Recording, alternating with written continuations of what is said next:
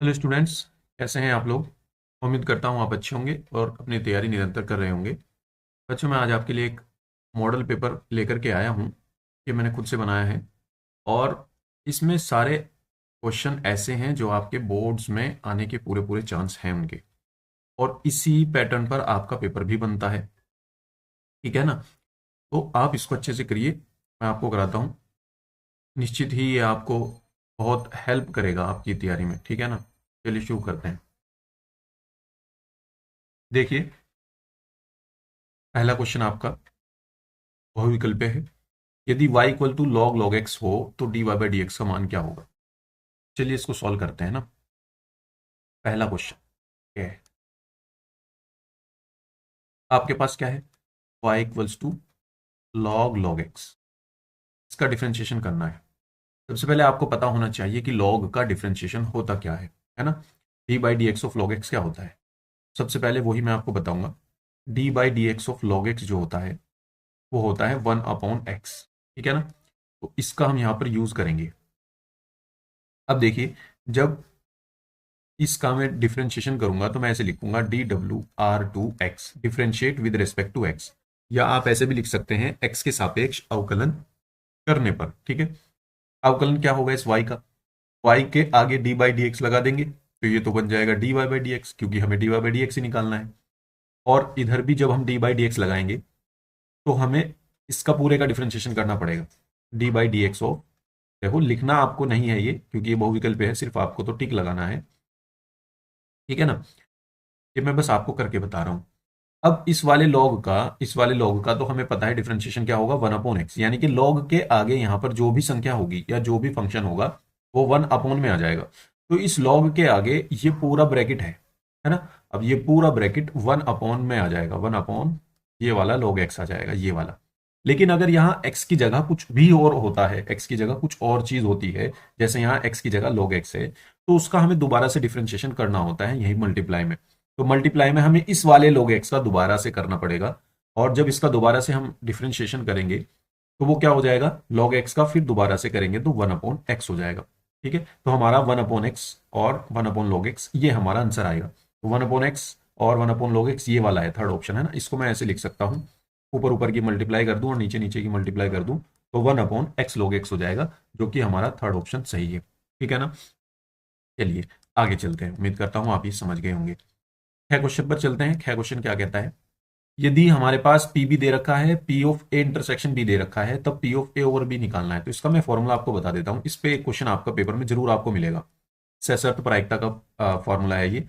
जब बी घटना हो चुकी हो और ए घटना के होने की प्रायिकता पूछ रहा हो, है ना।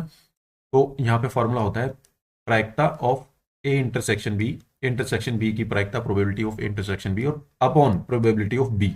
ऊपर तो इनका इंटरसेक्शन ही आएगा, चाहे बी ऊपर हो चाहे ए नीचे हो, ऊपर तो दोनों का इंटरसेक्शन ही आएगा, लेकिन नीचे नीचे वाले की प्रोबेबिलिटी आएगी।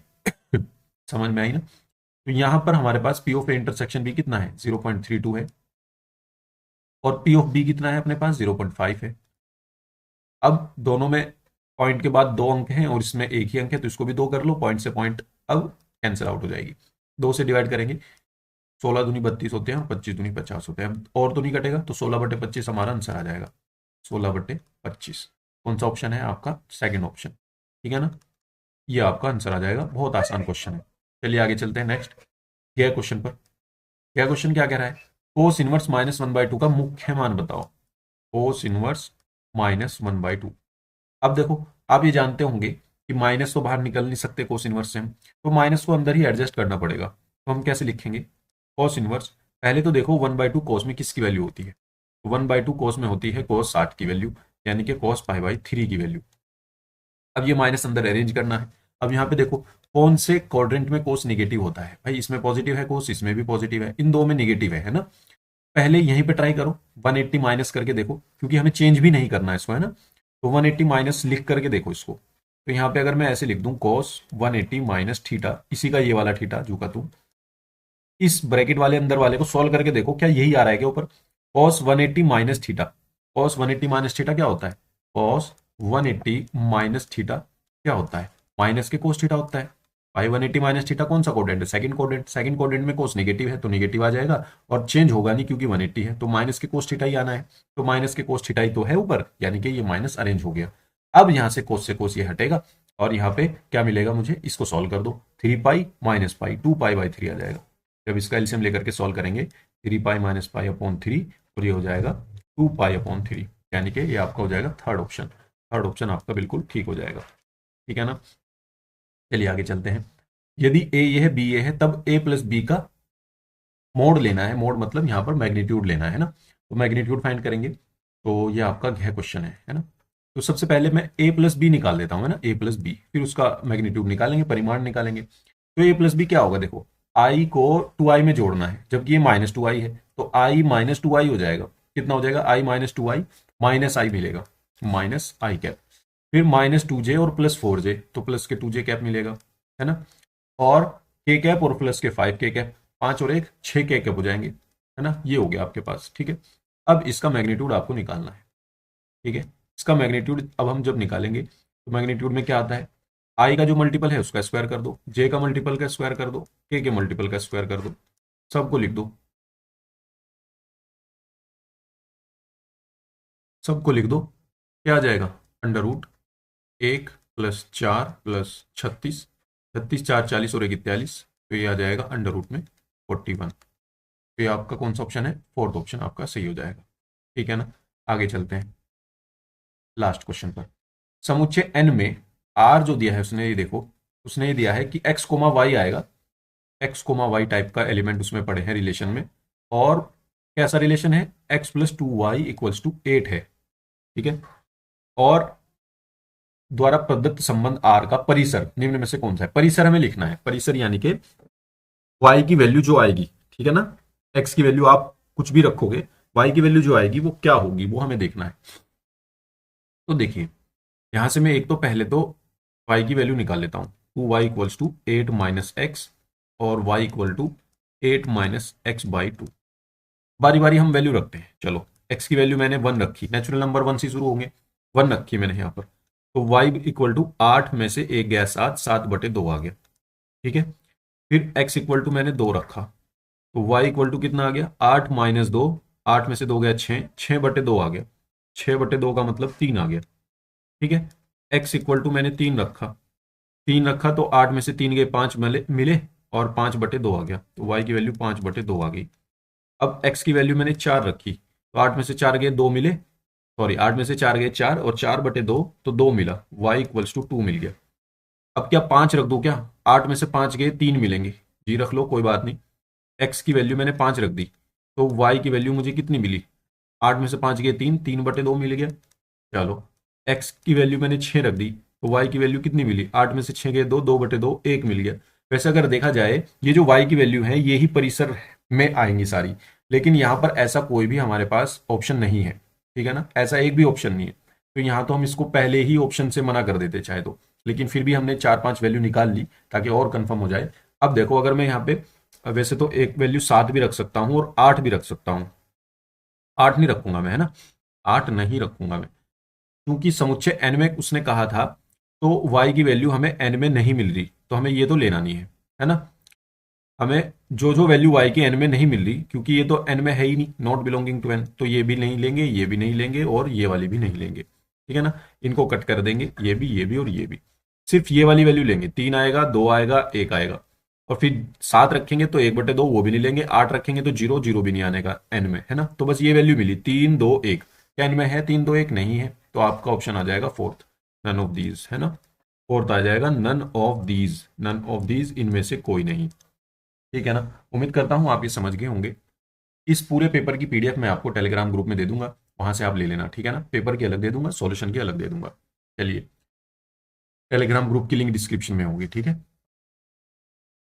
चलिए, सेकंड क्वेश्चन देखते हैं। निम्नलिखित सभी खंडों को हल कीजिए। अवकल समीकरण dy/dx equal to under root a² minus x² की कोटि तथा घात बताइए। तो इसकी कोटि तथा घात कैसे पता चलेगी? इसने जो दिया है dy/dx इक्वल्स टू दिया है under root a² minus x²। जब भी ऐसी अवकल समीकरण मिले जिसमें पावर में 1/2 हो, 1/3 हो, तो सबसे पहले उस पावर को हटाओ, 1/2 1/3 को हटाओ, पावर को इंटीजर में लेके आओ, इंटीजर्स में, पूर्णांक में लेके आओ। तो मैं दोनों तरफ का अगर स्क्वायर कर दूं तो यहाँ पे आ जाएगा dy बाई डी एक्स का होल स्क्वायर और इक्वल टू आ जाएगा ए स्क्वायर माइनस एक्स स्क्वायर। अब देखो, है ना, अब यहां से पता चला कि एक बार तो इसका डिफरेंशिएशन हुआ हुआ है, तो इसकी कोटि जो हो जाएगी वो तो हो जाएगी एक, ज्यादा से ज्यादा एक बार इसका डिफरेंशिएशन हुआ हुआ है तो एक हो जाएगी कोटि। और उस कोटि यानी जिस अवकलज से हमें पता चला कि उसकी कोटि क्या है, उस अवकलज की घात क्या है, जो भी घात होगी वही इस पूरी अवकल समीकरण की घात होगी। तो घात घात इसकी दो आ जाएगी, ठीक है ना, ये आ जाएगा, कोटि वन आ गई, घात इसकी दो आ गई। उम्मीद करता हूं आप ये को आसानी से समझ गए होंगे, ठीक है ना। आगे चलते हैं नेक्स्ट क्वेश्चन पर। देखिए, दिखाइए कि फलन आपके पास ये है और ये एक्स बराबर जीरो पर सतत नहीं है, वो हमें दिखाना है। तो हम एक्स बराबर जीरो पर चेक कर रहे हैं, ठीक है ना। फलन सतत कब होता है? जब उसकी लेफ्ट हैंड लिमिट यानी कि लिमिट एक्सटेंडिंग टू जिस भी वैल्यू पे आप देख रहे हैं ए माइनस एफ ऑफ एक्स, और राइट हैंड लिमिट यानी कि limit extending to zero, zero नहीं, A plus f of x, ये मैं एक तरीके से फॉर्मूला लिख रहा हूं, और उस फंक्शन की उस पॉइंट पर वैल्यू, जब ये तीनों वैल्यू बराबर होती हैं तब जाकर के हम कहते हैं कि फलन सतत है। अगर इनमें से कोई एक भी बराबर ना आया तब फलन सतत नहीं होगा उस वैल्यू पर, ठीक है। तो यहां पर हम x बराबर जीरो पर चेक कर रहे हैं, तो सबसे पहले हम फंक्शन की वैल्यू चेक करेंगे जीरो पर। जीरो पर फंक्शन की वैल्यू क्या है? x बराबर जीरो पर फंक्शन का मान वन है, मैं यहां पर वन लिख दूंगा। अब निकालते हैं left hand limit. Left hand limit क्या है? लिमिट आप ऐसे लिखेंगे, लिमिट एक्सटेंडिंग टू, जीरो पर निकाल लें तो जीरो लगाओ और उसके ऊपर हल्का सा माइनस लगा दो, ये माइनस सिर्फ लेफ्ट हैंड लिमिट बताता है, और यहां पर एफ एक्स लिख दो। अब आगे क्या होगा? अब देखो, लिमिट एक्सटेंडिंग टू जीरो लगाओ, ये माइनस हटा दो, ठीक है। अब हमें यहाँ पे फंक्शन रखना है जीरो के लेफ्ट में, यानी कि जीरो के लेफ्ट में हमारा फंक्शन क्या है वो हमें रखना है। अब देखो जरा एक चीज देखो, ये एक्स बराबर जीरो था यहाँ पर, ठीक है, यहाँ एक्स जीरो से छोटा है और यहाँ एक्स जीरो से बड़ा है। ये कह रहा है जब जब एक्स जीरो नहीं है तब तक मेरा फंक्शन यही है, एक्स क्यूब प्लस थ्री, यहाँ पर भी एक्स क्यूब प्लस थ्री है और इधर भी एक्स क्यूब प्लस थ्री है मेरा फंक्शन। लेकिन जब जीरो होगा तब वो वन हो जाएगा, सिर्फ इस एक अकेली वैल्यू पे फलन वन मिलेगा हमें, अदरवाइज इधर यही मिला और इधर भी यही मिला सेम। तो जब मैं एक्स के लेफ्ट में देख रहा था, जीरो के लेफ्ट में देख रहा था, तो मेरा यानी कि लेफ्ट में यानी कि इधर जब मैं देखा तो फंक्शन मेरा यही मिला, तो मुझे यही फंक्शन रखना है, एक्स क्यूब प्लस थ्री, ठीक है ना। अब इसमें मैं लिमिट पुट कर दूंगा तो यहाँ पे जीरो रखते ही ये तीन आ जाएगा। अब देखो फंक्शन की वैल्यू और लिमिट ही ये दोनों ही सेम नहीं आई, है ना, तो हम इसको मना कर देंगे।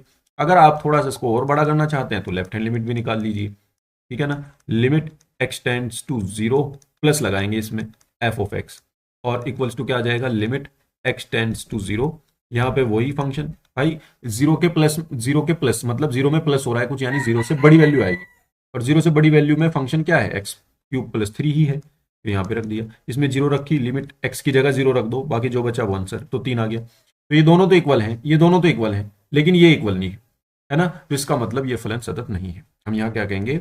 Left hand limit equal to right hand limit but not equal to function की वैल्यू एट जीरो, हेंस अतः फलन x बराबर जीरो पर सतत नहीं है, ठीक है ना। x बराबर जीरो पर फलन हमारा सतत नहीं है। यहां से हमारा ये क्वेश्चन कंप्लीट हो जाता है। उम्मीद करता हूं आप ये क्वेश्चन अच्छे से समझ गए होंगे। चलिए आगे चलते हैं। देखिए गया क्वेश्चन कह रहा है सिद्ध कीजिए कि एफ एक्स बराबर टू एक्स द्वारा प्रदत्त फलन f such that N to N एक ही है, यानी एन से एन में ये फलन है मेरा, ठीक है ना, और मुझे ये सिद्ध करना है कि ये एक एक ही। बहुत आसान क्वेश्चन है। एक एक को कैसे प्रूफ करते हैं वो मैं आपको शुरू से बताता हूँ, ठीक है ना।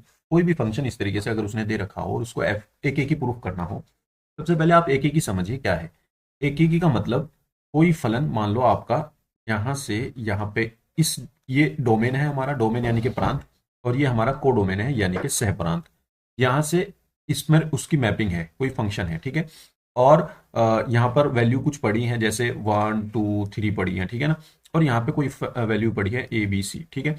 अब अगर उस यहाँ से मैं कोई वैल्यू उस फंक्शन में रखता हूँ और उधर से आपको ए मिलता है, तो वन की मैपिंग ए पे हो गई, टू की मैपिंग बी पे हो गई, थ्री की मैपिंग सी पे हो गई, ऐसे ऐसे, ठीक है। तो एक एलिमेंट अगर एक ही से जुड़ रहा है, किन्हीं दो से नहीं जुड़ रहा है, तो इसका मतलब ये फलन एक एक ही है। या यहां से दो, कोई दो जाकर के एक पे जुड़ जाए तब भी क्या वो एक एक ही होगा? नहीं, तब वो एक एक ही नहीं होगा, तब वो बहु एक ही हो जाएगा, यानी बहुत सारे एक पे जाके जुड़ेंगे तो उसको बहु एक ही कहते हैं, ठीक है ना। तो यहां पर एक ही का मतलब है कि एक एलिमेंट एक से ही जुड़े जा करके, है ना। तो अब यहां पे हमें चेक करना है, इसको प्रूफ करने का क्या तरीका वो मैं बताता हूं। तो सबसे पहले हम मानते हैं माना माना x1 x2, दो हमने x1 x2 माने और वो इससे मानेंगे हम डोमेन से बिलोंगिंग टू एन, इस प्रकार हैं। ये आपको नहीं बनाना, इसको मैं हटा देता हूं। इस प्रकार है कि ये दो x1 x2 हमने इस प्रकार लिए हैं कि f ऑफ x1 बराबर f ऑफ x2 है, f ऑफ x1 बराबर f ऑफ x2 है। ठीक है, कि जब हम उस x1 की वैल्यू इसमें रखेंगे तब भी जो वैल्यू आएगी x2 को रखने पर भी वही वैल्यू आएगी। तो ये दोनों बराबर हैं, हम ये लेकर के चले हैं, इस तरीके से है ये x1 x2। अब जब हमने f ऑफ x1 ये x1 इसमें रखा तो यहां से क्या मिला मुझे 2x1 मिला, और f ऑफ x2 जब x2 में इसमें रखूंगा तो मुझे क्या मिलेगा 2x2 मिलेगा। तो 2 से 2 कैंसिल आउट हो जाएगा, क्या मिलेगा x1 equal to x2।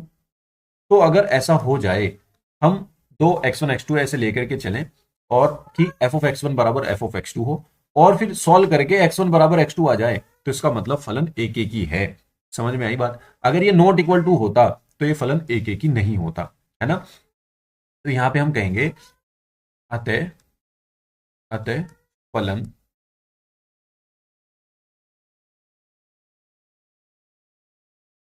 f such that n से n में एक एक ही है, एक एक ही है। ठीक है ना, वन वन कहते हैं इसको इंग्लिश में। बस इतना सा क्वेश्चन है, ठीक है ना। आगे चलते हैं। यह क्वेश्चन पर कह रहा है कि इसका हल ज्ञात करो। बहुत आसान है, अगर मैं एक्स क्यूब को टी मान लूंगा तो मेरा एक्स स्क्वायर डी एक्स का डी टी आ जाएगा, और यहां पे भी एक्स क्यूब को मैं रख दूंगा। तो ये तो आसान है, देखो इसको ऐसे करो, पहले तो X square tan inverse X cube और अपॉन में आ जाएगा 1 प्लस एक्स क्यूब का होल स्क्वायर आ जाएगा, ठीक है, डी एक्स। इस एक्स क्यूब को आप यहां पर टी मान लो, X cube equals to T.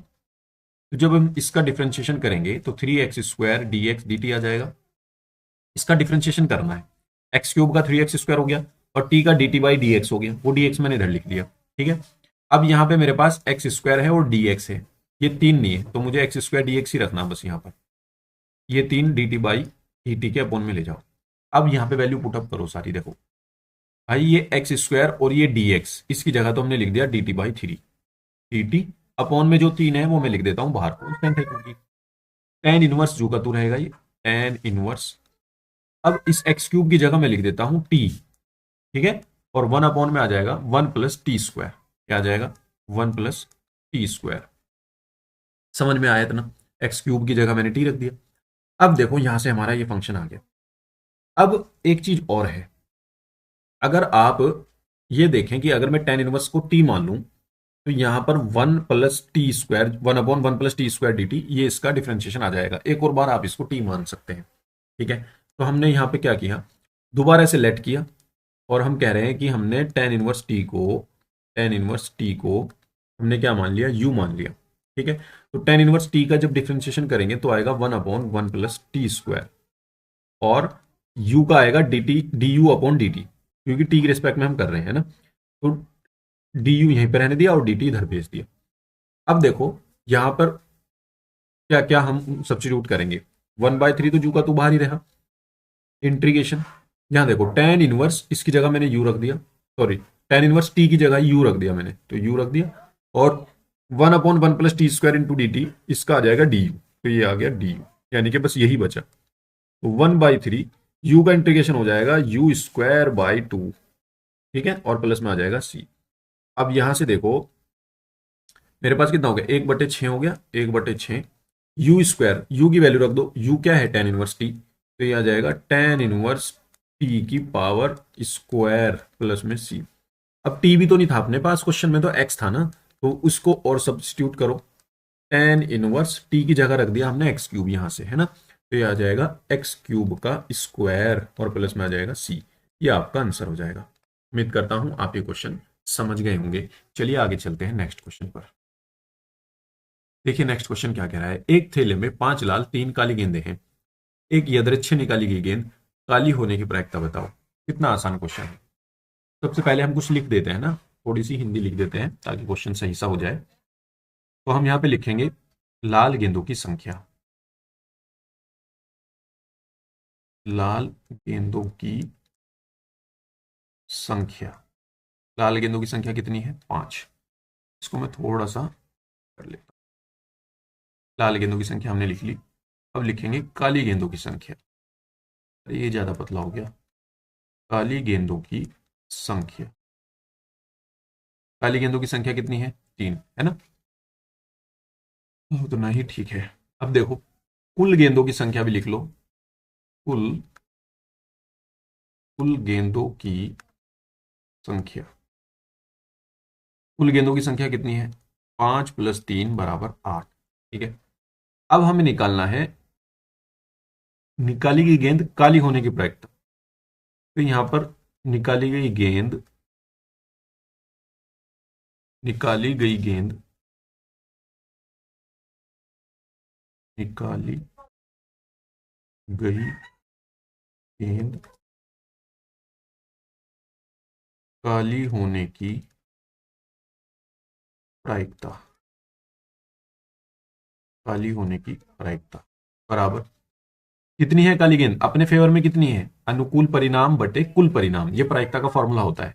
तो अनुकूल परिणाम कितने हैं? काली गेंद कितनी है? इनमें से कोई भी आ जाए काली गेंद ही निकलेगी, है ना? तो 3 अनुकूल परिणाम है। और कुल परिणाम कितने हैं? 8। यानी उन बॉल में से कोई सी भी निकल जाए उसका कुल परिणाम 8 है।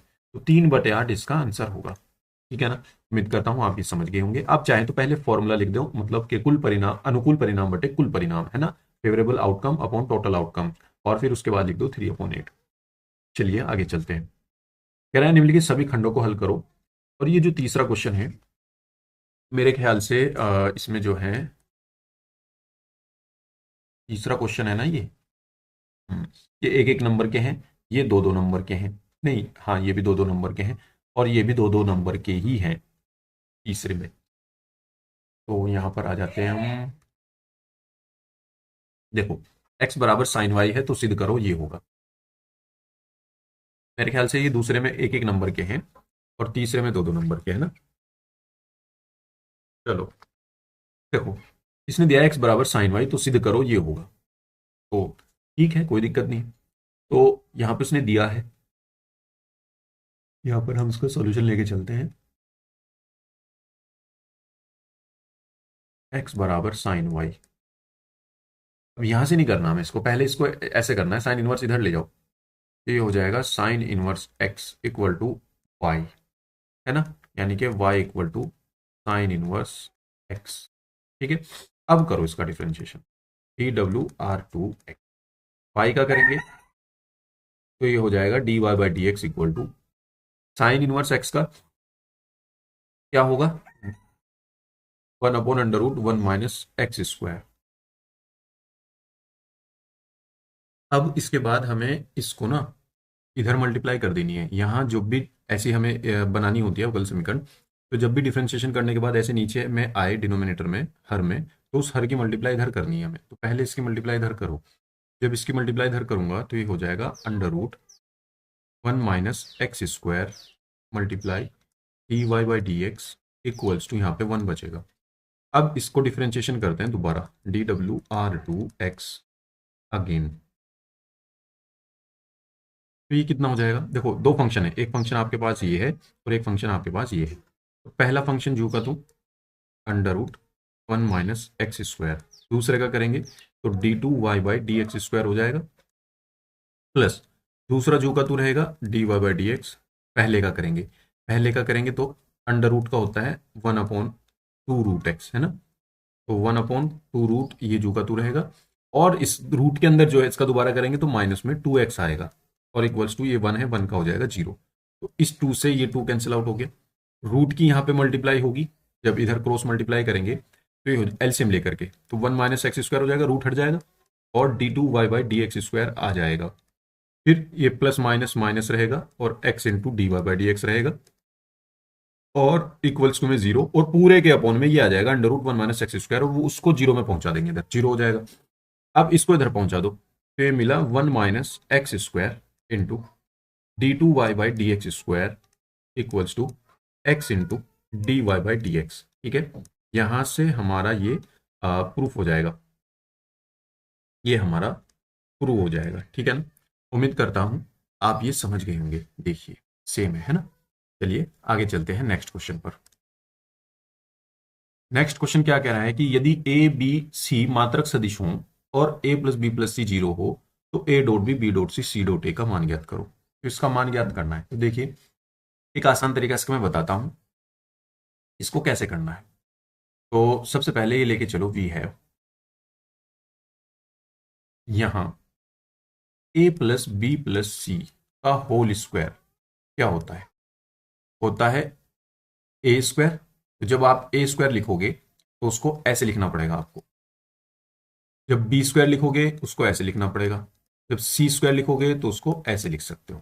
ठीक है, A square B square C square plus 2ab plus 2bc plus 2ca। ठीक है ना, ये फॉर्मूला होता है एक। अब यहां पे ए प्लस बी प्लस सी की वैल्यू उसने कितनी दी है, जीरो दी है। उसने कितनी दी है, जीरो दी है। तो ये तो जीरो का स्क्वायर हो जाएगा। और ये और ये मात्रक सदिश है, यहां पे लिख देना पहले दिया है given that magnitude of A equal to magnitude of B equal to magnitude of C equals to 1। क्योंकि सब मात्रक सदिश हैं। मात्रक सदिश वो होते हैं जिनका मैग्नीट्यूड 1 होता है। तो ये पहले लिख देना आप, उसके बाद चलना ये पर। ठीक है, इसकी वैल्यू जीरो दे रखी उसने, ए plus B plus C zero है। अब ये 1 है तो 1 का स्क्वायर, ये भी 1 है, ये भी 1 का स्क्वायर, ये भी 1 है, ये भी 1 का स्क्वायर प्लस इन सब में से 2 ले लिया कॉमन। तो ये हो जाएगा A dot B plus B dot C plus C dot A. ठीक है, अब यहां से तो जीरो है तो जीरो इक्वल्स टू ये हो जाएगा 3, 1 प्लस 2 प्लस 1 3 हो गया। और प्लस में आ जाएगा 2 गुना A dot B plus B dot C plus C dot A. ठीक है, अब इसकी वैल्यू निकालनी है क्योंकि यही तो चाहिए हमें। तो इसको 3 को इधर पहुंचाओ तो ये हो जाएगा -3 equals to 2 into A dot B plus B dot C plus C dot A. और ये 2 डिवाइड में चला जाएगा तो ये हो जाएगा -3/2 equals to A dot B plus B dot C और प्लस सी डॉट ए। ठीक है ना, तो यहाँ से इसको बता दो A dot B plus B dot C plus C dot A की जो वैल्यू है वो आपके पास -3/2 है। ठीक है, ये इस तरीके से आप कर सकते हैं। इसका एक तरीका और है करने का कि इसमें ए प्लस बी प्लस सी में एक बार आपको ए का डॉट प्रोडक्ट करना है पूरी इक्वेशन में, और फिर बी का डॉट प्रोडक्ट करना है अलग, दूसरी इक्वेशन बनेगी। फिर सी का डॉट प्रोडक्ट करना है और वो तीसरी इक्वेशन बनेगी। और फिर उन सबको जोड़ देना है, वहां से ये निकालना है आपको। वो थोड़ा सा लेंथी पड़ता है, ये थोड़ा इजी पड़ता है क्योंकि 2 नंबर में आया हुआ है। तो आप ऐसे कर लो, अगर यही ना क्वेश्चन 5 नंबर में भी आ जाता है, 4 नंबर में भी आ जाता है, जब आप 5 नंबर में इसको करोगे तब वो दूसरे वाले तरीके से कर लेना। ठीक है ना, समझ गए आप। चलिए आगे चलते हैं नेक्स्ट क्वेश्चन। क्या क्वेश्चन क्या कह रहा है, ए और बी ऐसी दो अपवर्जी घटनाएं हैं कि, अपवर्जी घटनाएं कौन सी होती हैं, अपवर्जी घटनाएं वो होती हैं जिनका इंटरसेक्शन 5 हो, यानी कि उनमें कुछ भी कॉमन ना हो। ठीक है, वो अपवर्जी घटनाएं होती हैं। तो ये कह रहा है पी ऑफ ए दे दिया, P of A union B दे दिया, पी ऑफ बी दे दिया, पी का मान पूछ रहा है क्या होगा। तो यहां पे लिखो दिया है ए और बी अपवर्जी घटनाएं हैं, ए और बी अपवर्जी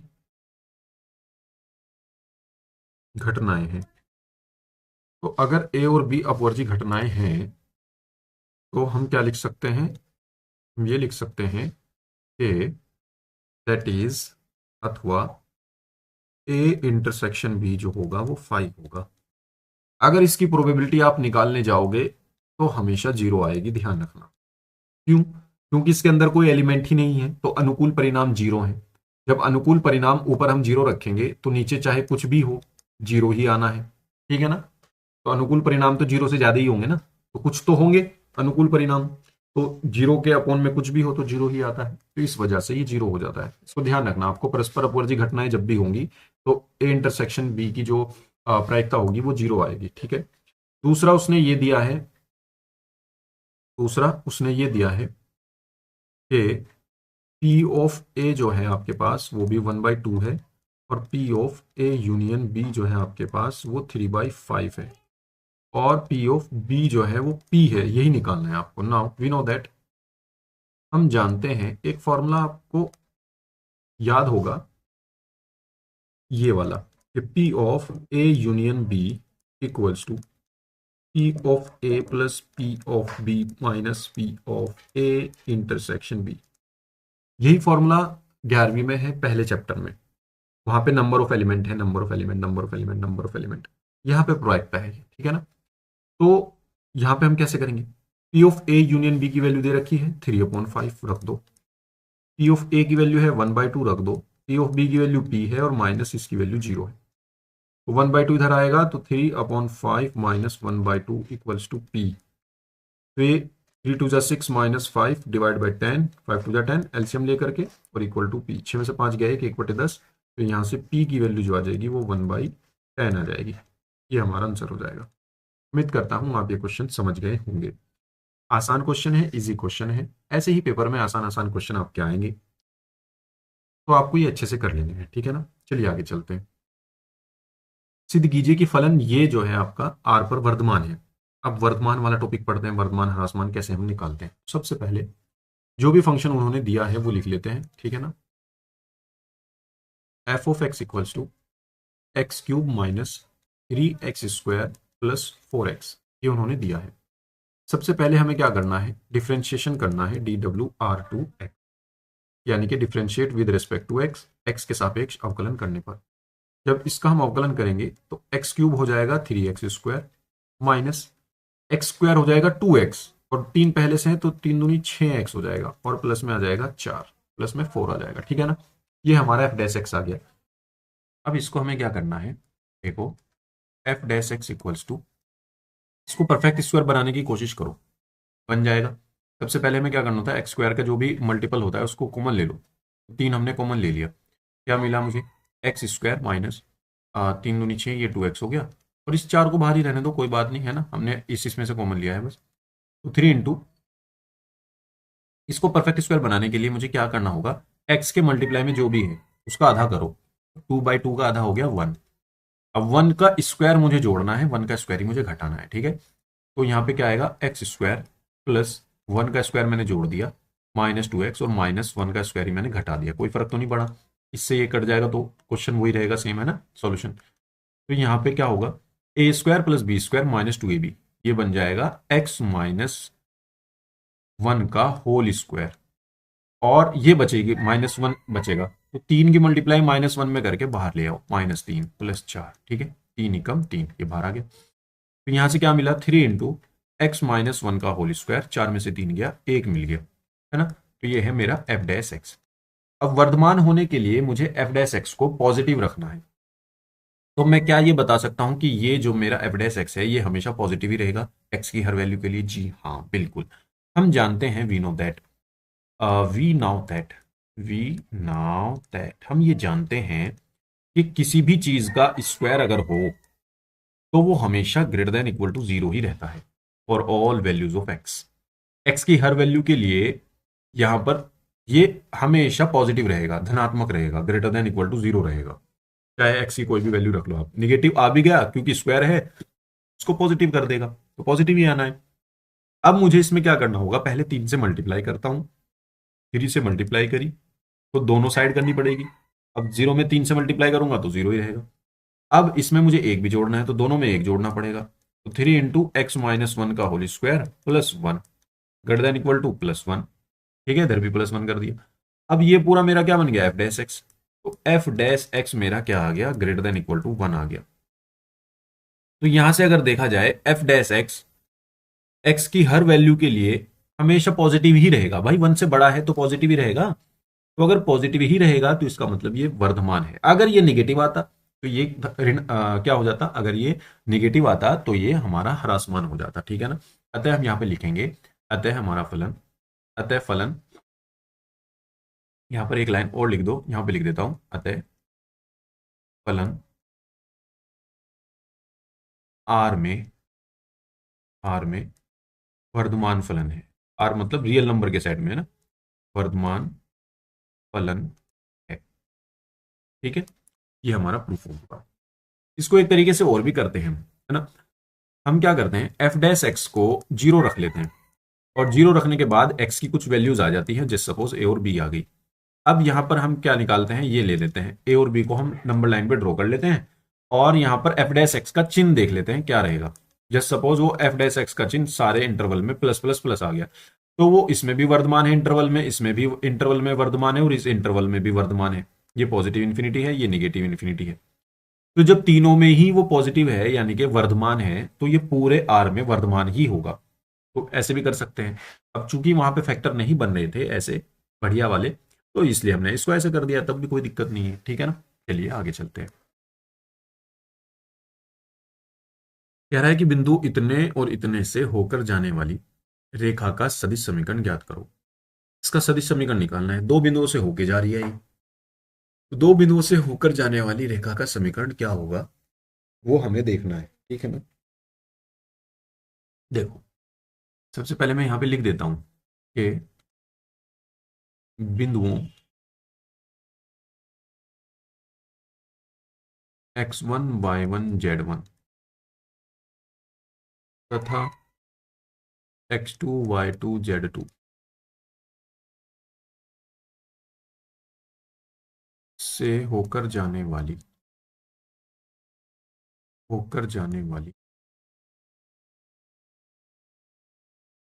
रेखा का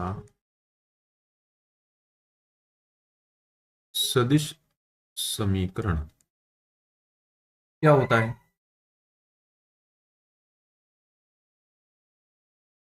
वेक्टर आर इक्वल्स टू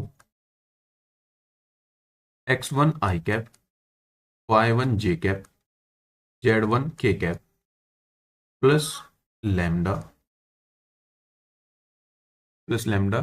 यहाँ पे मैं एक ब्रैकेट दूसरा लगा देता हूं, plus lambda x2 minus x1, x2 minus x1 I cap, y2 minus y1 J cap, z2 minus z1 K cap.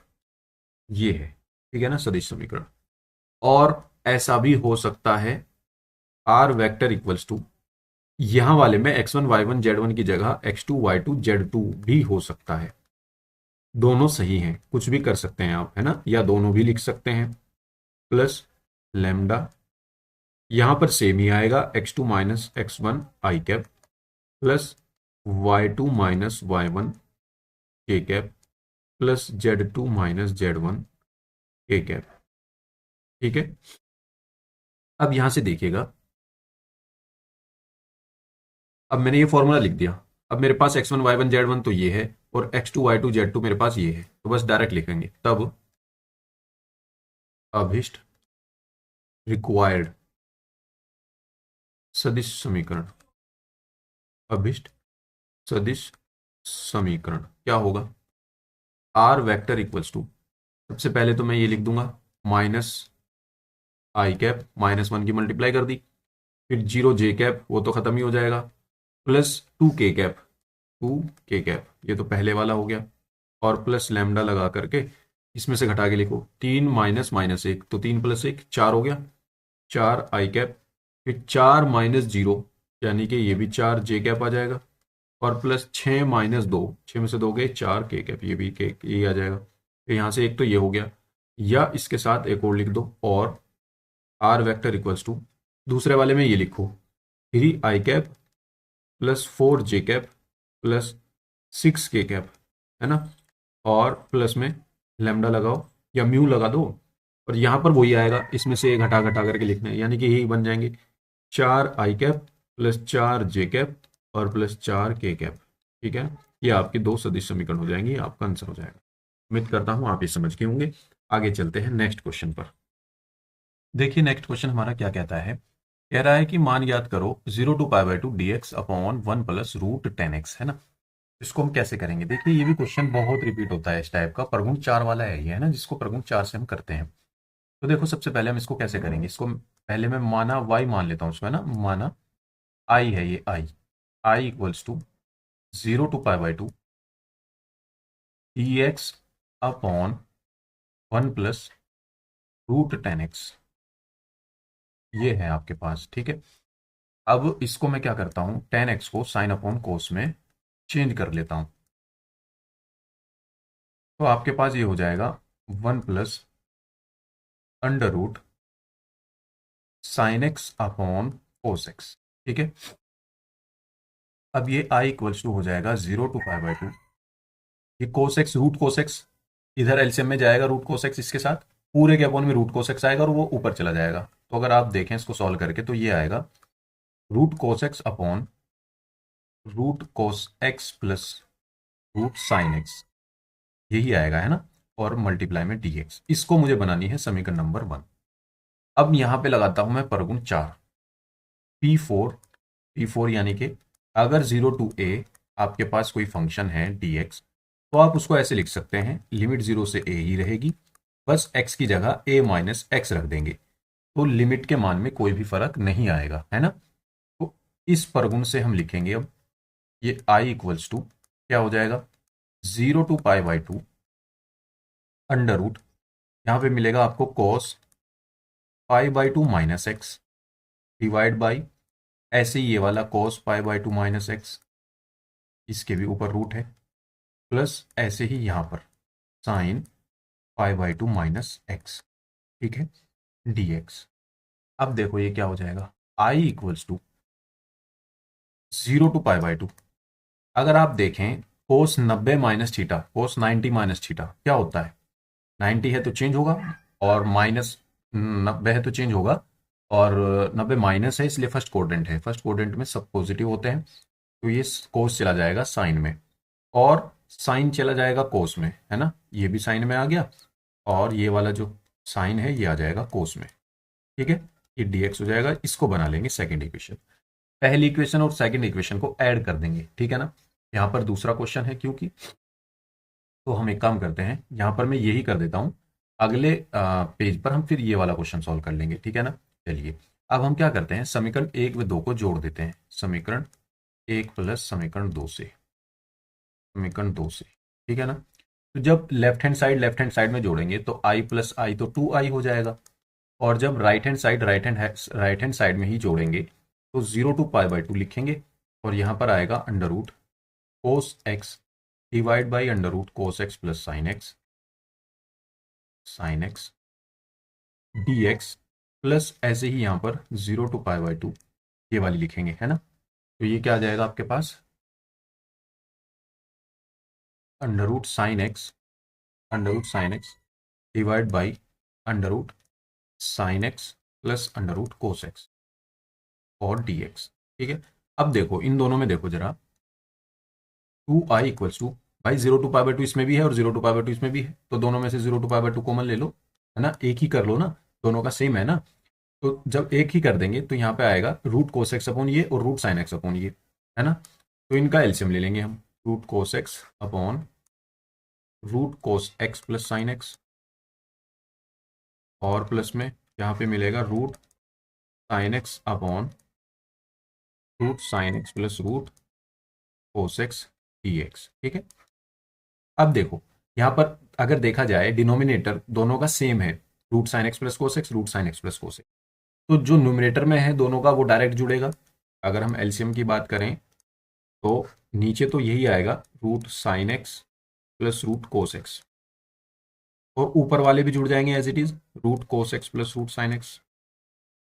अब यहां से देखो ऊपर भी root sine x plus cos x है और नीचे भी root sine x plus cos x है, तो कैंसिल आउट होकर के बना जाएगा। तो इसको हम लिख सकते हैं 0 to π/2 1 dx, इधर 2i अपना चल ही रहा है।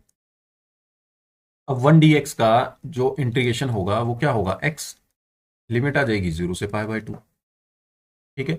अब जब π/2 लिमिट इसमें हम रखेंगे तो क्या हो जाएगा, 2i इक्वल्स टू, ये हो जाएगा आपका π/2 माइनस 0, अब 2 की इधर मल्टीप्लाई कर देंगे तो i इक्वल्स टू कितना आ जाएगा, π/4 आ जाएगा, ये आपका आंसर हो जाएगा, ठीक है ना। तो यानी कि इसका 0 to π/2 dx अपॉन 1 + √10x को हम i मान करके चले थे, तो इसका मान आपका π/4 आ गया, ठीक है ना। तो इसका मान क्या है आपका π/4 है, ये आपका आंसर हो गया। उम्मीद करता हूं ये क्वेश्चन आप समझे होंगे। इस वाले क्वेश्चन को मैं यहां से हटा करके नेक्स्ट स्लाइड पर करा देता हूं, ठीक है ना। चलिए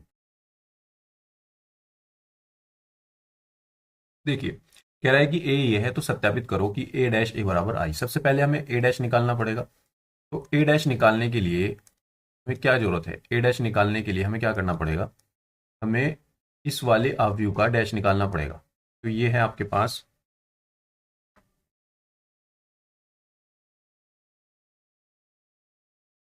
कोस अल्फा, और ये है आपके पास साइन अल्फा, ये भी है माइनस साइन अल्फा, और ये है आपके पास कोस अल्फा। इस पूरे का आपको डैश निकालना है। डैश का मतलब है रो को कॉलम में चेंज कर दीजिए और कॉलम को रो में चेंज कर दीजिए, यानी कि कोस अल्फा, पहली रो को पहला कॉलम बना दिया मैंने, साइन अल्फा आ गया ये वाला नीचे। अब दूसरी रो को दूसरा कॉलम बना देता हूँ, ये माइनस साइन अल्फा आ जाएगा यहाँ पर और कोस अल्फा आ जाएगा यहाँ पर, ठीक है। ये आ गया आपका ए डैश। अब आपको ए की और ए डैश की मल्टीप्लाई करनी है। अब हमें प्रूफ ये करना है, टू प्रूव, बोल मैं लिख देता हूँ, टू प्रूव हमें सिद्ध करना है ए डैश ए बराबर आई। तो यहाँ से लेफ्ट हैंड साइड उठाएंगे और मल्टीप्लाई करेंगे। तो ए डैश ए की ए में मल्टीप्लाई करनी है। तो ए डैश ए आपके पास ये रहा, cos alpha sine alpha minus sine alpha और कोस अल्फा, इसकी मल्टीप्लाई करनी है ए में, cos alpha minus sine alpha plus sine alpha और कोस अल्फा, इसमें मल्टीप्लाई करनी है। मल्टीप्लाई करेंगे, कैसे करते हैं, पहली रो की पहले कॉलम में करेंगे, पहले कॉलम की पहले, सॉरी पहले एलिमेंट की पहले एलिमेंट में, दूसरे एलिमेंट की दूसरे एलिमेंट में, ऐसे मल्टीप्लाई करते हैं। पहली रो की पहले कॉलम में, तो कॉस कॉस कॉस स्क्वायर हो गया, फिर बीच में प्लस लगाते हैं, साइन माइनस साइन है और माइनस साइन है, तो प्लस साइन स्क्वायर हो गया, प्लस में साइन स्क्वायर अल्फा, ठीक है। तो पहला एलिमेंट मिल गया अब हमें। अब पहली रो की दूसरे कॉलम में करो, कोस अल्फा साइन अल्फा, ये आ जाएगा cos alpha into sine alpha. फिर इसकी दूसरे एलिमेंट की दूसरे एलिमेंट में करो, minus sine alpha cos alpha, minus sine alpha cos alpha आ जाएगा, ठीक है। अब दूसरी रो की पहले कॉलम में करो तो ये वाला एलिमेंट मिलेगा, तो साइन अल्फा की कोस अल्फा में करेंगे तो साइन अल्फा कोस अल्फा, और कोस अल्फा की माइनस साइन अल्फा में करेंगे तो माइनस में cos alpha multiply by sine alpha आ जाएगा। अब दूसरी रो की ही दूसरे कॉलम में करो तो साइन साइन साइन स्क्वायर हो जाएगा, साइन स्क्वायर अल्फा, और कोस की कोस में करेंगे तो प्लस में आ जाएगा कोस स्क्वायर अल्फा, ठीक है। यहां से हमारा ये बंद। अब देखो sine square alpha plus cos square alpha क्या हो जाता है, 1, और ये साइन अल्फा कोस अल्फा और यही sign alpha cos alpha minus में, तो इससे पूरा पूरा कैंसिल आउट हो जाएगा, तो क्या मिलेगा 0। इसी तरह ये भी 0 और इसी तरह ये 1। तो यहाँ से हमारे पास ये क्या मिली, आइडेंटिटी मैट्रिक्स आई मिल गया। तो यही हमारी राइट हैंड साइड है। ये तो हमें प्रूफ करना था, तो ये हमारा प्रूफ हो गया। उम्मीद करता हूं आप ये समझे होंगे आसानी से। चलिए आगे चलते हैं नेक्स्ट क्वेश्चन पर। देखिए नेक्स्ट क्वेश्चन क्या कह रहा है, यदि x बराबर A cos T plus log T sine T tan T by 2 और y बराबर ये हो तो सिद्ध करो D Y by D X tan T है। बहुत आसान क्वेश्चन है। इसको तो समीकरण नंबर 1 मान लो और इस वाले को समीकरण नंबर 2 मान लो, ठीक है ना। इनको अलग से लिख करके मान लेना, एक बार और लिख लेना फिर मान लेना, ठीक है। अब यहां पर लिखो समीकरण 1 का, समीकरण 1 का टी के सापेक्ष अवकलन करने पर, के सापेक्ष अवकलन करने पर क्या हो जाएगा, d x upon d t equals to A into cos t का क्या हो जाएगा minus sine T plus log tan T by two का क्या हो जाएगा 1 upon tan T by two, tan का हो जाएगा sec square T by two, t का हो जाएगा 1/2, ठीक है ना। ऐसा कुछ हो जाएगा ये।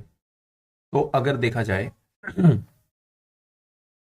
तो मैं इसको क्या लिख सकता हूँ, इसको जू का तू ही छोड़ दूं, चलो इसको जू का तू ही हम छोड़ देते हैं, या इसको थोड़ा सा सॉल्व करें, हल्का सा सॉल्व कर लेते हैं। चलो A into minus sine T plus, इसको साइन अपॉन कोस लिखूंगा, कोस घूम करके ऊपर आ जाएगा, तो ये हो जाएगा cos T by two upon sine T by to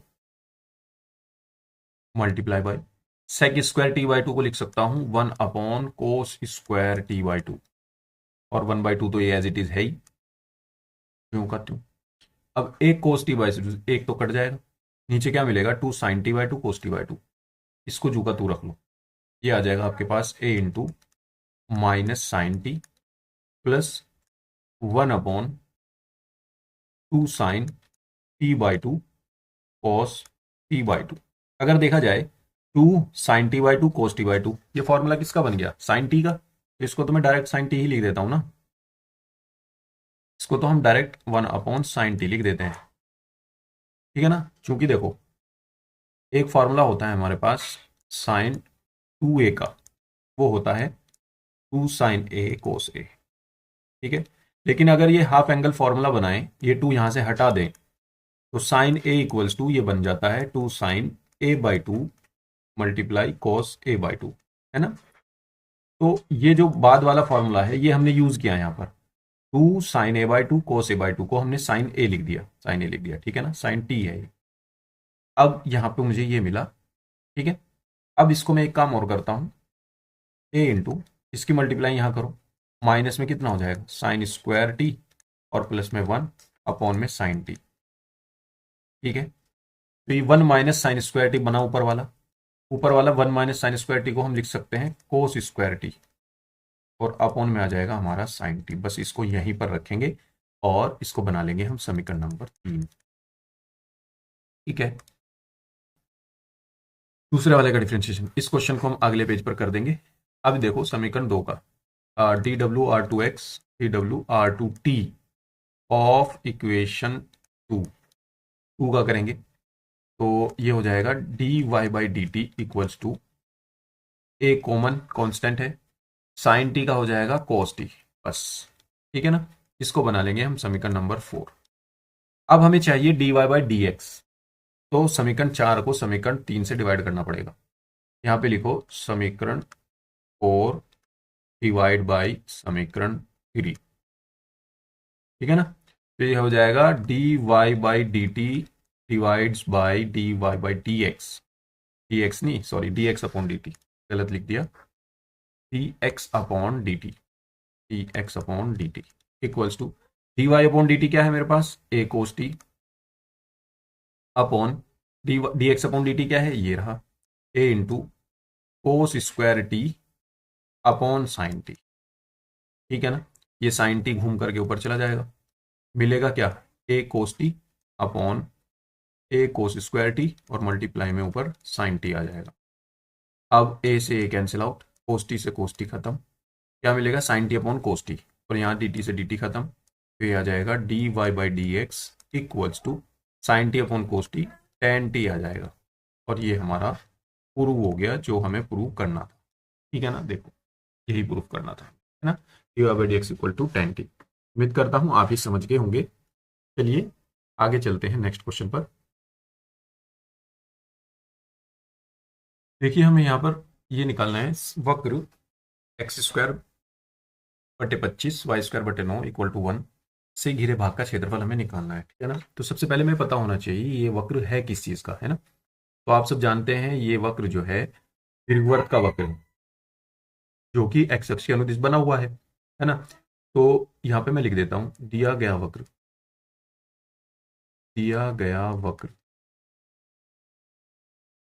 x²/25 plus y²/9 equal to 1 एक दीर्घवृत्त को निरूपित करता है, ठीक है ना, एक दीर्घवृत्त को निरूपित करता है। अब हम इसकी तुलना क्या करेंगे, इसको बना लेते हैं समीकरण नंबर 1, ठीक है ना। अभी हम यहाँ पे लिखेंगे समीकरण 1 की तुलना, समीकरण 1 की तुलना x² upon a² plus y² upon b² equals to 1 से करने पर, तो हमारे पास a² की वैल्यू कितनी आएगी 25, a की वैल्यू 5 मिली, b² की वैल्यू कितनी आएगी 9, b की वैल्यू हमें क्या मिली, b की वैल्यू हमें 3 मिली, क्योंकि 9 3 का स्क्वायर होता है। तो a और b की वैल्यू हमारे पास आ गई। यहां से हमें पता चला कि a जो है वो b से बड़ा है। तो अगर मैं दीर्घवृत्त बनाना चाहूं तो दीर्घवृत्त कैसा बनेगा? ऐसा बनेगा, है ना? मतलब कि एक्स अक्ष के अनुदिश बनेगा। यहाँ पे जो पॉइंट होगा उसको हम कहेंगे, ये हमारा, एक मिनट में इसको दोबारा से सही बना देता हूँ हल्का।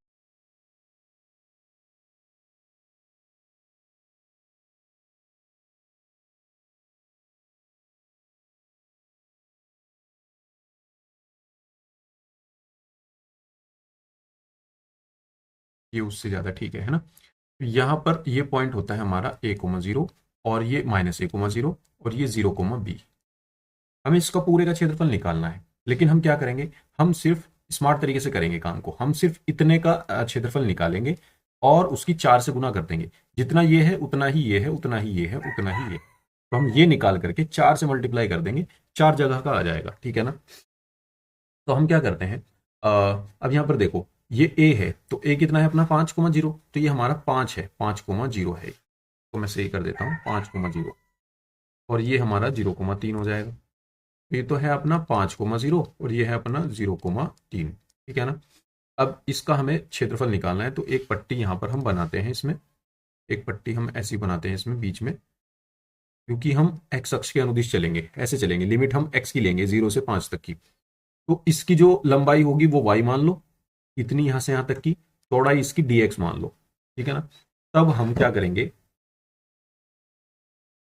अभीष्ट क्षेत्रफल, इसको ऐसे लिखो, अभीष्ट क्षेत्रफल, अभीष्ट क्षेत्रफल, यह क्षेत्रफल पहले निकालेंगे, पहले y की तो वैल्यू निकाल लें, है ना?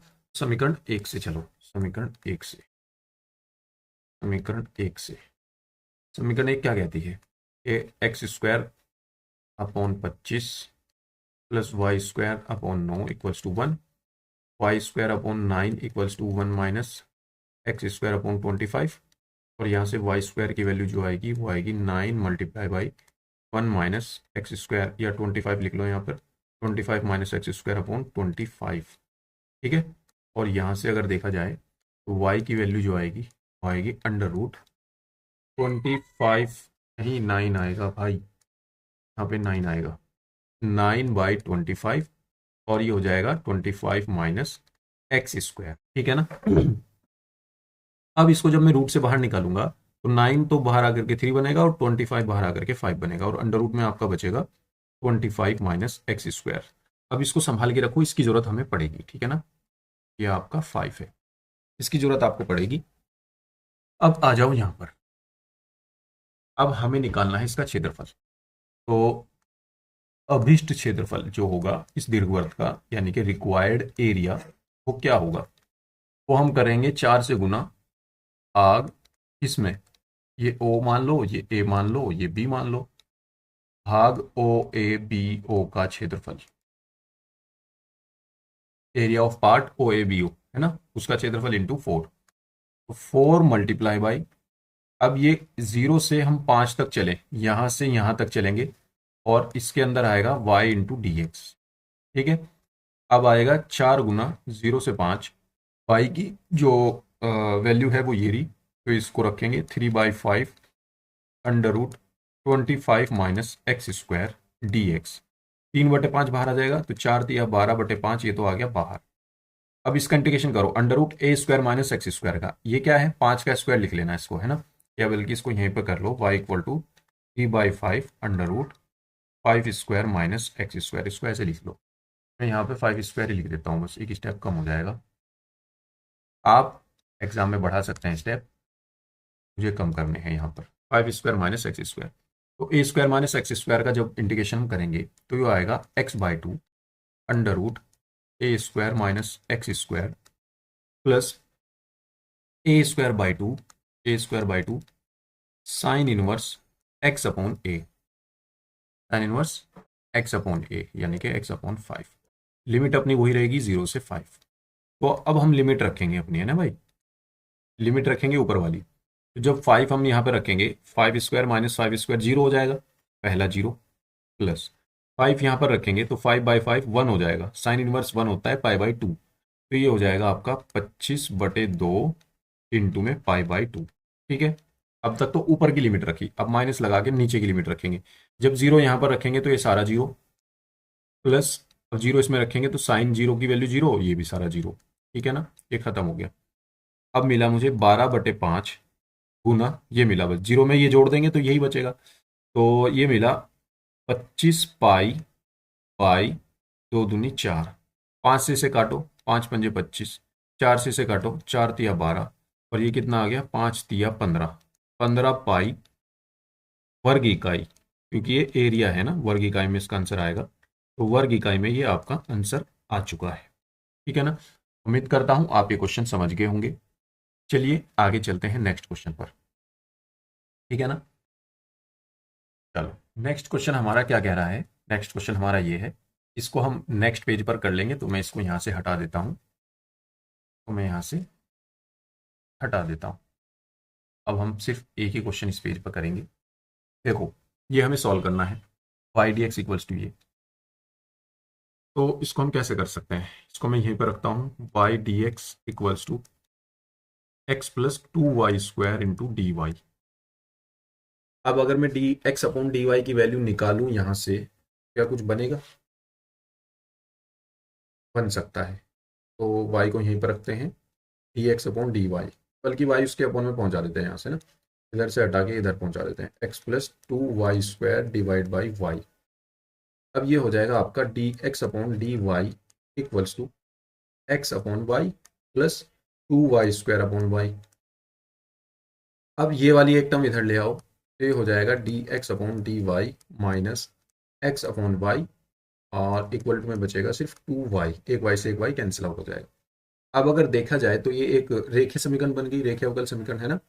तो इसकी तुलना हम किससे करेंगे, d x upon d y plus P x बराबर क्यू से तुलना करने पर, से तुलना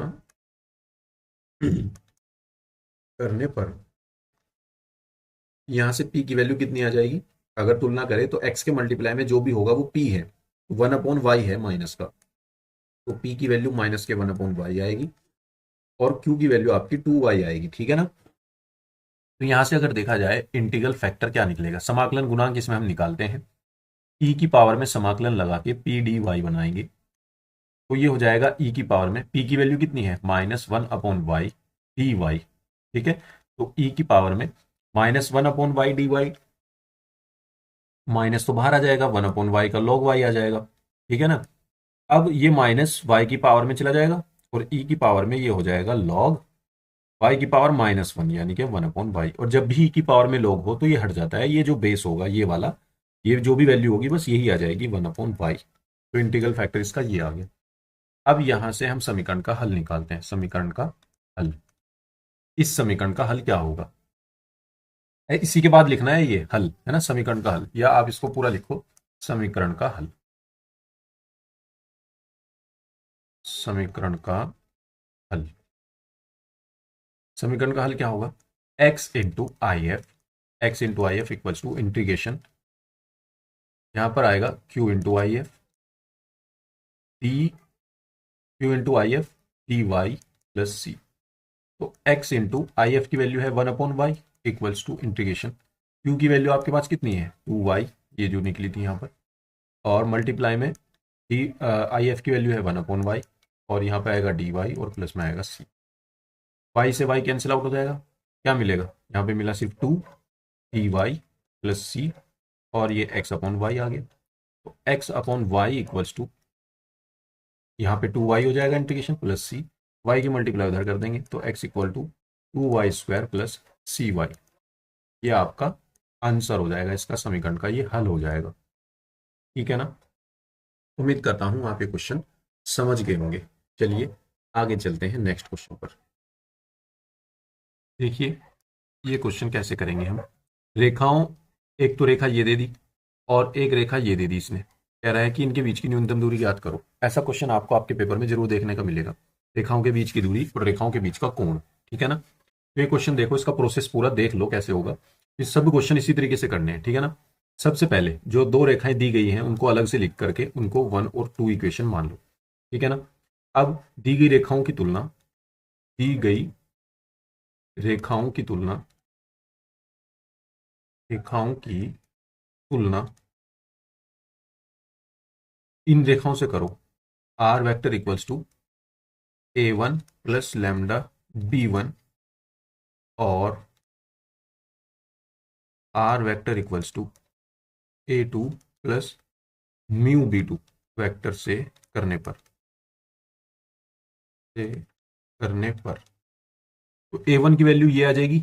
इसकी तुलना, पहले वाली रेखा की तुलना हम इससे करेंगे और दूसरे वाली रेखा की तुलना हम इससे करेंगे, ठीक है ना। लैम्डा से पहचान जाओ, म्यू से ये वाली।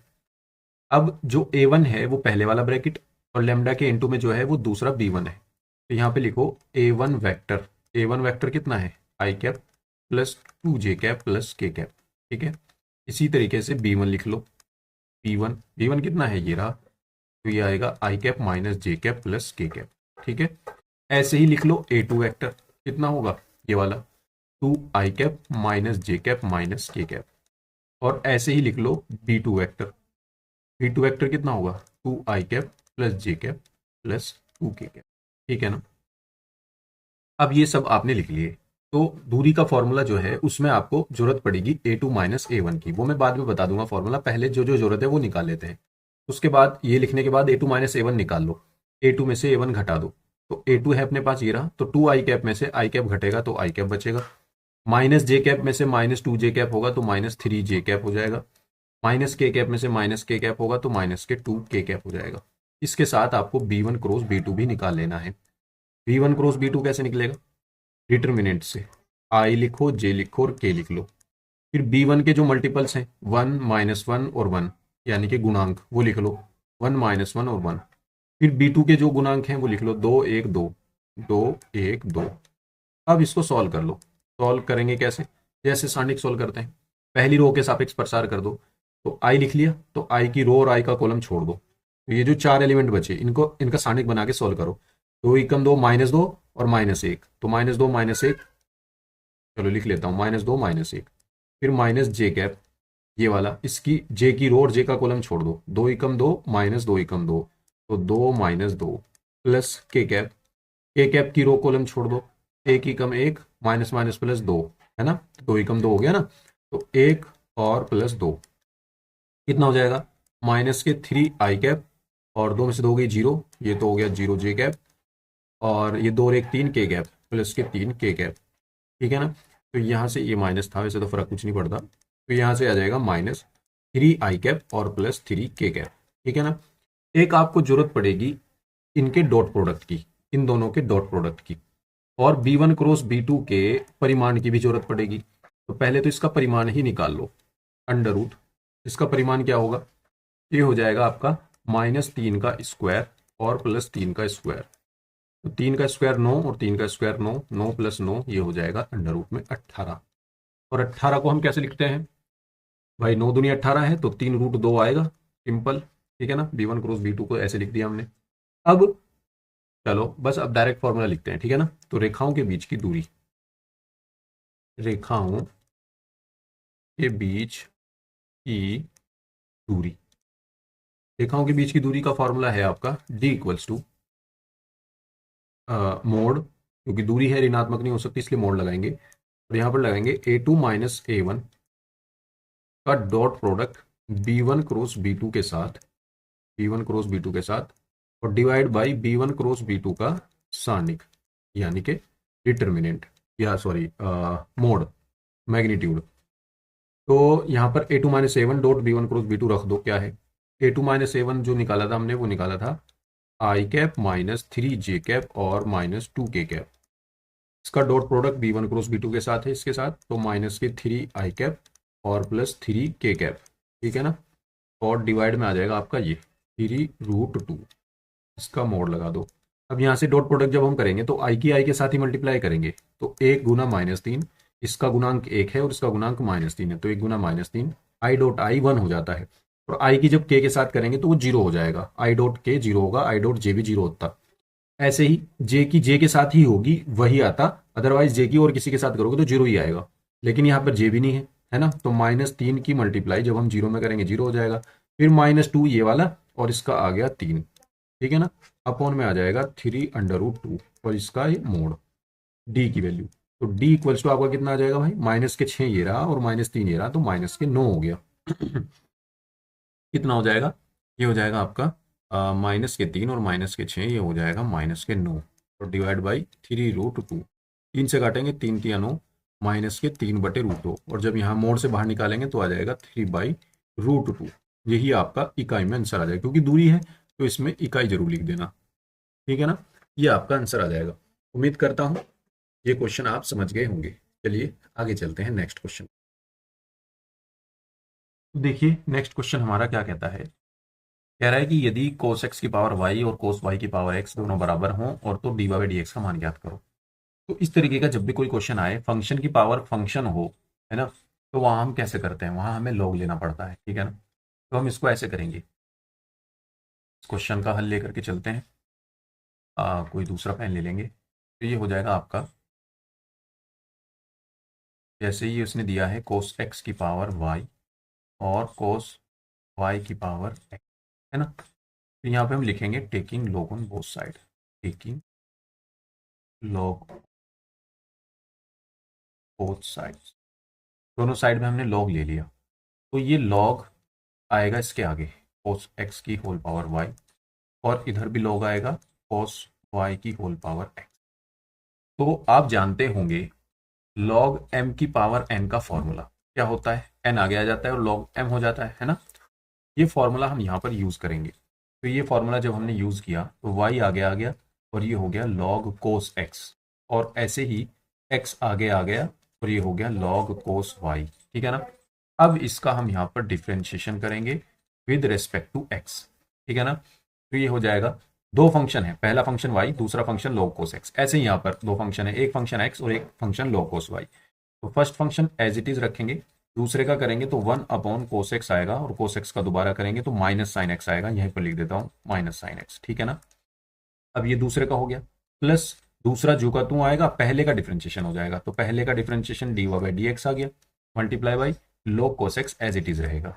समझ में आई ना बात सारी, इक्वल्स टू, ऐसे इधर का करेंगे, पहला फंक्शन जो का तू रहेगा, दूसरे का डिफरेंशिएशन करेंगे 1/cos y होगा, cos y का दोबारा करेंगे तो माइनस साइन y होगा, फिर प्लस दूसरे वाले का करेंगे, यानी पहले वाले का करेंगे, x का हो जाएगा 1, और ये जो का तू रहेगा यानी कि log cos y, ठीक है ना। अब जहां पे हमने y का किया वहां हमें dy बाई dx का भी करना पड़ता, तो यानी कि यहां पर हमें एक चीज मिस करके आ गए कि यहां पर हमें dy बाई dx लिखना था, है ना। तो इसको हम आगे करते हैं और इसको हम थोड़ा सा आगे खिसका देते हैं यहाँ पर, है ना। यहाँ पर हम लिखेंगे अब dy बाई dx, कि जब भी हमने y वाली टर्म का डिफरेंशिएशन करना है तो dy बाई dx जरूर लिखना है, ठीक है ना। बाकी ये हो गया। अब जितनी भी dy बाई dx की टर्म है उनको एक साइड कर लो, बगैर dy बाई dx की टर्म को एक साइड करेंगे, तो ये वाली जो टर्म है इसको मैं इधर ले जाऊंगा और ये वाली जो टर्म है इसको मैं इधर लाऊंगा। तो यहाँ पर पहले तो ये वाली टर्म बची dy by dx log cos x, ठीक है, और ये वाली टर्म जो है माइनस में है, इधर आके प्लस में हो जाएगी, तो प्लस में x sine y upon cos y कितना हो जाएगा tan y, और मल्टीप्लाई में dy बाई dx, ठीक है, इक्वल्स टू, यहाँ पर एक टर्म ये वाली है इधर जाएगी तो प्लस हो जाएगी, तो ये हो जाएगी y tan x, y sign upon कोस tan बन जाएगा ना, और ये माइनस वाली टर्म इधर आके प्लस हो गई, प्लस ये वाली जो कि तू है log cos y। इन दोनों में से हम अगर dy बाई dx कॉमन ले लें तो क्या मिलेगा हमें, हमें मिलेगा log cos x और प्लस में x tan y, ठीक है, और इधर अपने पास है ही y tan x प्लस में log cos y। अब इस पूरी टर्म को नीचे ले आएंगे डिवाइड में, तो dy बाई dx की वैल्यू मिल जाएगी, dy बाई dx की वैल्यू क्या आ जाएगी, y tan x plus log cos y। अगर देखा जाए तो इसी की फॉर्म में लिख लूं इसको भी, इसको आगे इसको पीछे करके लिख लूं, कोई फर्क तो नहीं पड़ता, तो x tan y हो जाएगा और प्लस में हो जाएगा log cos x, ठीक है ना। ये आपका dy बाई dx हो जाएगा, ये आपका आंसर हो जाएगा। उम्मीद करता हूं आप ये समझ गए होंगे, बहुत आसान क्वेश्चन है, ज्यादा कुछ इसमें करना है नहीं, ठीक है ना। चलिए आगे चलते हैं अब अगले क्वेश्चन की तरफ। नेक्स्ट क्वेश्चन देखिए, नेक्स्ट क्वेश्चन कह रहा है दिखाइए कि संबंध ये जो है a माइनस बी 5 का गुणज है, एक समुच्चय जेड पर एक तुल्यता संबंध है, यानी कि आर में इस तरीके से है, ये a माइनस बी 5 का गुणज होना चाहिए। तो तुल्यता संबंध में हमें समतुल्य, सममित और संक्रमक तीन चीजें दिखानी होती हैं। सबसे पहले हम समतुल्य संबंध दिखाएंगे, है ना। तो इसके लिए हम चलेंगे समतुल्यता की तरफ। समतुल्यता, समतुल्यता के लिए समतुल्यता में क्या करते हैं, माना एक एलिमेंट उठा के चलते हैं। माना कोई एक एलिमेंट हमने उठाया, ए बिलोंगिंग टू, अच्छा ये कह रहा है कि जेड पर है, तो जेड में से ही लेना पड़ेगा। माना ए बिलोंगिंग टू जेड इस प्रकार है, इस प्रकार है कि, इस प्रकार है कि ए कोमा ए, इसके अकॉर्डिंग देखेंगे क्या होगा। ए कोमा ए, अगर ए पे ए कोमा ए बनाऊं एलिमेंट, तो इसके अकॉर्डिंग ए माइनस ए 5 का गुणज होना चाहिए इसमें होने के लिए, है ना। तो ए माइनस ए देखते हैं हम क्या आएगा। तो ये आएगा ए माइनस ए माइनस ए हो जाता है 0, और 0 सबका गुणज होता है, तो 0 तो 5 का गुणज है ना, 5 का गुणज है, 0 सभी का गुणज होता है ना। तो 0 5 का गुणज है, ठीक है ना। इसका मतलब अतः ए कोमा ए जो होगा वो इस आर में होगा, इस आर में पड़ा होगा। अब आप जेड में से कोई भी एलिमेंट उठा लो, 1 उठा लो, 2 उठा लो, -2 उठा लो, -3 उठा लो, जब भी उसमें से वही एलिमेंट घटाओगे तो हमेशा 0 आएगा, और 0 5 का गुणज होता है, तो इसका मतलब वो सारे एलिमेंट इसके अंदर पड़े हुए हैं, अतः ये संबंध समतुल्य हो जाएगा। अतः अतः संबंध आर, अतः संबंध आर स्वतुल्य संबंध है, स्वतुल्य संबंध, स्वतुल्य संबंध है, ठीक है ना। आगे चलते हैं सममितता के लिए। सममितता, ये तो होता है रिफ्लेक्सिविटी, और ये होता है सिमेट्रिसिटी, ठीक है ना, सिमेट्रिक के लिए। अब माना इसमें दो एलिमेंट उठा के चलने पड़ते हैं, a comma b belonging to Z, इस प्रकार है, इस प्रकार है कि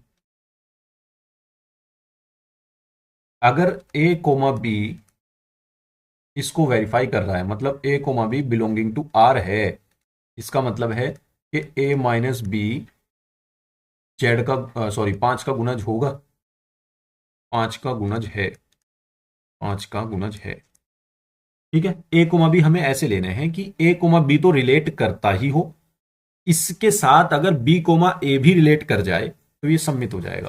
तो इसी से मुझे बी कोमा ए भी बनाना है। तो अगर देखा जाए बी कोमा ए आर से बिलोंग करेगा, तो इसके अकॉर्डिंग ये होना चाहिए कि बी माइनस ए 5 का गुणज होना चाहिए, 5 का गुणज होना चाहिए, तब जाकर मैं ये कहूंगा कि बी कोमा ए आर को बिलोंग करता है ना। तो अब इससे हम कैसे बनाएंगे, तो सपोज करो ए माइनस बी कोई नंबर है, या ए और बी की वैल्यू ले लिया आपने, ए की वैल्यू ले लिया आपने 5, ए की वैल्यू, और बी की वैल्यू ले लिया आपने 3, इंटीजर है ले सकते हैं, मैं जस्ट एग्जांपल बता रहा हूं। तो 5 में से अगर हम 3 घटाएंगे तो 2 आएगा। या ऐसा लेते हैं जो 5 का गुणज बन जाए, है ना। तो हम यहाँ पे इसकी वैल्यू 10 ले लेते हैं और इसकी वैल्यू 5 ले लेते हैं, ठीक है ना। तो अगर मैं 10 में से 5 घटाऊंगा तो 5 आएगा, और 5 5 का गुणज है ना।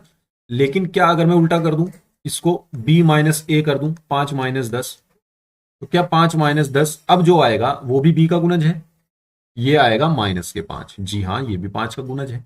5 का गुणज होने का क्या मतलब है, जो 5 से कट जाता हो, तो बिल्कुल ये भी 5 से कट जाएगा, है ना, ये 5 का गुणज होगा।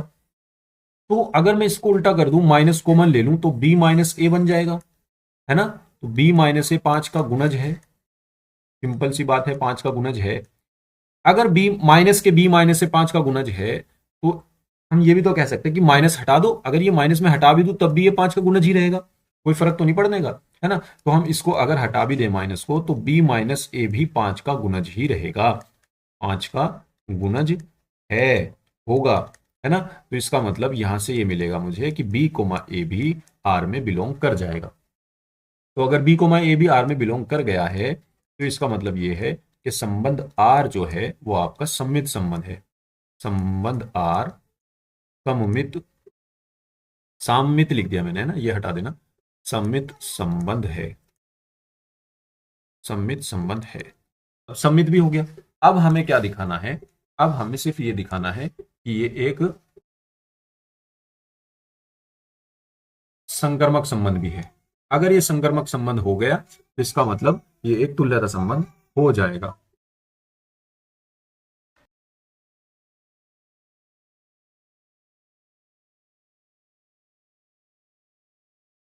अब देखो यहां से अब हम चलते हैं संक्रमकता की तरफ। ट्रांजिटिविटी, ट्रांजिटिविटी, संक्रामकता, संक्रामकता, ट्रांजिटिविटी, ठीक है ना। इसमें हम तीन एलिमेंट लेकर के चलते हैं। माना a comma b comma c belonging to Z इस प्रकार हैं।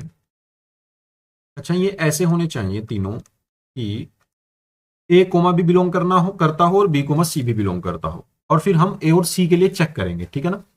तो इसमें एक तो बात यह है कि a comma b belonging to R करेगा।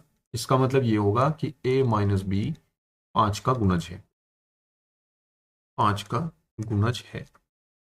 और इसमें बी कोमा सी भी आर से बिलोंग करेगा। इसका मतलब ये है कि बी माइनस सी भी 5 का गुणज है। अच्छा, एक चीज और लिखनी थी इसमें मुझे, सिर्फ एक चीज और लिखनी थी, वो मैं तो थोड़ा सा यहां पर लिख देता हूं।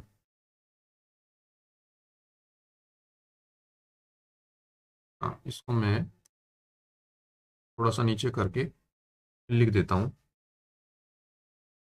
कि ए माइनस बी अगर 5 का गुणज है तो हम इसको ऐसे लिख सकते हैं, हम इसको ऐसे लिख सकते हैं।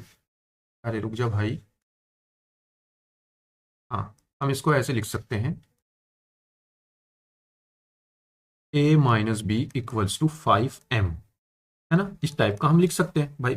अगर ए माइनस बी 5 का गुणज है तो कट तो जाएगा ही ये, है ना भाई। यहां पर देखो क्या कहना क्या चाह रहा हूं मैं, अगर ए की वैल्यू 10 है और बी की वैल्यू 5 है तो ए माइनस बी क्या बनेगा, 10 माइनस 5 क्या आया, ए 5 आया। तो 5 को मैं 5 गुना 1 तो लिख ही सकता हूं, है ना। तो ये एम, ये वाली चीज है एम, इसको एम कह रहा हूं मैं। ये तो 5 जू का तू है, ठीक है, इसको मैं एम कह रहा हूं। जैसे मैं कह दूं यहाँ पर 20 माइनस 5 है ना। तो 20 माइनस 5 क्या मिलेगा, 15 मिलेगा। 15 को मैं क्या लिख सकता हूँ, 5 गुना 3। तो ये तो 5 ही रहेगा हमेशा, यहां पर कुछ ना कुछ आएगा, चाहे 1 आए, 2 आए, 3 आए, तो उसी को मैं एम कह रहा हूं। और ये एम कुछ भी इंटीजर हो सकता है, ठीक है ना। ऐसे ही यहां पर कह रहा हूं कि b माइनस सी 5 का गुणज है, तो मैं b माइनस सी को ऐसे लिख सकता हूं कि 5 गुना n, क्योंकि m मैंने पहले दे दिया, अब की बार n दे दिया। और यहां ये n जो होगा ये z को बिलोंग करेगा। इसको मैं समीकरण नंबर 2 मान रहा हूं, ठीक है ना। अब यहां से मैं इनको हटा देता हूं, ठीक है ना। अब देखना जरा, अब इन दोनों इक्वेशन से मुझे ये बनाना है कि a कोमा सी भी जेड को बिलोंग, आर को बिलोंग करना चाहिए। और ये आर को बिलोंग कब करेगा, जब a माइनस सी 5 का गुणज होगा। यानी a माइनस सी को मैं कुछ ऐसी फॉर्म में लिख दूं, 5 गुना यहां पर कुछ हो, है ना। तो इसका मतलब है वो भी क्या हो जाएगा, वो भी आर को बिलोंग कर जाएगा, ठीक है ना। तो बस वही हमें यहां बनाना है, ठीक है। चलो अब देखियो वही बनाते हैं ना। देखो जरा, यहां पे लिखेंगे समीकरण 1 व 2 से, समीकरण 1 व 2 से। तो देखो, समीकरण 1 व 2 को अगर मैं जोड़ दूं तो क्या मिलेगा, ये मिलेगा मुझे a minus B plus B minus C. Left hand side में जुड़ जाएगी, राइट हैंड साइड में जुड़ जाएगी। 5m plus 5n। तो यहां से b से b कैंसिल आउट हो जाएगा, तो क्या मिलेगा, a minus C equals to क्या मिला यहां से, 5m प्लस 5n। 5 कॉमन आ जाएगा तो m प्लस n मिलेगा। अगर m भी एक इंटीजर है, n भी एक इंटीजर है, मतलब पूर्णांक है, तो उनको जोड़ करके जो आएगा वो भी पूर्णांक होगा। पूर्णांक मतलब जैसे कोई भी नंबर ले लो, 1 2 3 में से, 3 4 में से, -1 -2 में से कोई भी नंबर ले लो। मान लो m की वैल्यू आपने 1 ले ली और n की वैल्यू आपने -2 ले ली, ठीक है। तो आपको m प्लस n देखना, देखो ये भी एक इंटीजर है, ये भी एक इंटीजर है, ये भी एक इंटीजर है, तो ये भी इंटीजर ही आएगा। अब जब मैं इनको जोड़ूंगा तो 1 -2 क्या मिला, -1, ये भी एक इंटीजर है, ठीक है ना। हाँ, तो वो बात बताई हमने कि m प्लस एन भी एक इंटीजर होगा, ठीक है। तो यहां से क्या हो जाएगा, m प्लस एन को हम बता देंगे पेयर, जहां m प्लस एन क्या होगा, एक इंटीजर होगा, ठीक है ना। तो यहां से अगर देखा जाए a माइनस सी भी 5 का गुणज आ गया, तो इससे मैं ये कह सकता हूं कि a माइनस सी 5 का गुणज है। कट जाएगा ना, ये दिख रहा है भाई, a माइनस सी ये आ रहा है तो ये 5 से तो कट ही जाएगा, 5 का गुणज हो गया। तो 5 का गुणज हो गया तो इसका मतलब क्या हो गया, a कोमा सी भी आर में बिलोंग कर जाएगा। तो अगर ये दो बिलोंग कर रहे हैं और इनके साथ ए सी भी आर में बिलोंग कर जाए तो इसका मतलब है अतः संबंध आर, अतः संबंध आर संक्रामक संबंध भी है, संक्रामक संबंध भी है। और जो संबंध समतुल्य भी हो जाए, सममित भी हो जाए और संक्रमक भी हो जाए, उस संबंध को हम तुल्यता संबंध कहते हैं, यानी कि इक्विवेलेंस रिलेशन। अतः संबंध आर एक तुल्यता संबंध है, तुल्यता संबंध है। ठीक है ना, ये आपका कंप्लीट हो जाएगा। उम्मीद करता हूं आप ये क्वेश्चन समझ गए होंगे। तो बच्चों, आज की वीडियो में हम इतना ही करेंगे, बाकी क्वेश्चन इस मॉडल के हम नेक्स्ट वीडियो में करेंगे। ठीक है ना, तो तब तक आप अपनी तैयारी को जारी रखिए, करते रहिए। कुछ भी डाउट प्रॉब्लम हो आप मुझसे पूछ सकते हैं, कमेंट में पूछ सकते हैं। आपको किसी टॉपिक पर वीडियो बनवानी हो वो भी आप बता सकते हैं। ठीक है ना, मैं टाइम लगते ही आपके लिए वीडियो बनाऊंगा। और इसकी पीडीएफ जो है आपको मिलेगी टेलीग्राम ग्रुप में, टेलीग्राम ग्रुप में मिलेगी। उसकी लिंक मैंने डिस्क्रिप्शन में दे दी है, टेलीग्राम ग्रुप में जाओ, वहां से पीडीएफ ले लो। ठीक है ना, और चैनल को सब्सक्राइब नहीं किया है तो चैनल को सब्सक्राइब कर लो और वीडियो को लाइक शेयर जरूर कर दो। तब तक के लिए धन्यवाद।